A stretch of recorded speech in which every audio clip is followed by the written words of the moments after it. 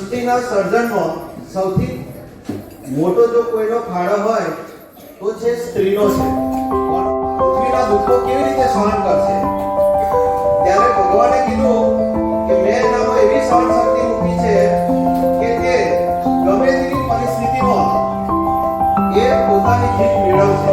ગમે તેવી પરિસ્થિતિ એ સહન કરશે. એને ગમે તેટલા દુઃખ પડશે તો પણ એ પરિસ્થિતિમાંથી એ પાર પડશે. એટલે ભગવાન પણ સ્ત્રીનામાં એક વિશેષ શક્તિ આપેલી છે.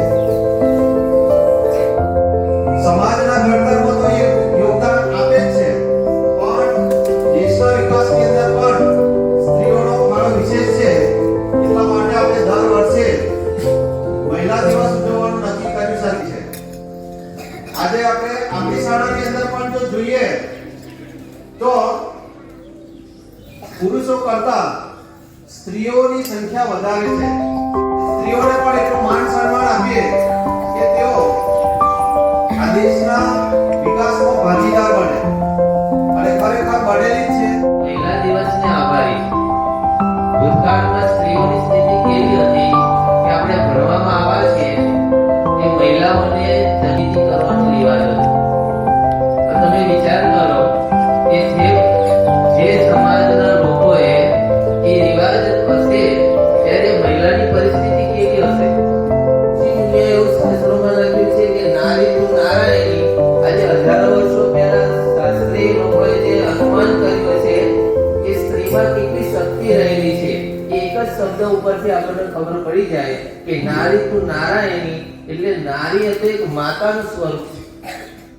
એ ગમે તેવું એમના ઘેર સુખ શાંતિ હોય એ છોડી દે. એની ઉપર પોતાની જાત મહેનત ઉપર જીવતા શીખવાડ્યું. એમાંથી સ્ત્રીઓને બહાર લાવવામાં તાલુકા પંચાયત, જિલ્લા પંચાયત, ધારાસભ્ય, સંસદ, મુખ્યમંત્રી, વડાપ્રધાન, રાષ્ટ્રપતિ પણ આજે આપણા દેશની અંદર એક મહિલા રાષ્ટ્રપતિ. બરાબર? એટલે આ મહિલા દિવસના આભારે છે. અને આજે કોઈ પણ ક્ષેત્રની અંદર મહિલાઓ જ કામ વધારે કરે છે. કોઈ ક્ષેત્ર બાકી નથી જો આપણી શાળામાં સૌથી વધારે છોકરીઓની સંખ્યા. મહિલા દિવસનું મહત્વ આના આધારે કે આપણે મહિલા દિવસ કેમ ઉજવવો જોઈએ? એક પ્રોત્સાહન, અને આ પ્રોત્સાહનના ભાગરૂપે ભગતે આજે સ્ત્રીઓનું સ્થાન દરેક જગ્યાએ સોંપ્યા પુરેશ. વિચારો કે બીજા દેશની અંદર હવે યુદ્ધ જો ચાલતું હોય તો એમાં પણ આવી મહિલાઓ જે સક્ષમ મહિલાઓ છે એને પણ એટલી તાકાત છે કે હું જાઉં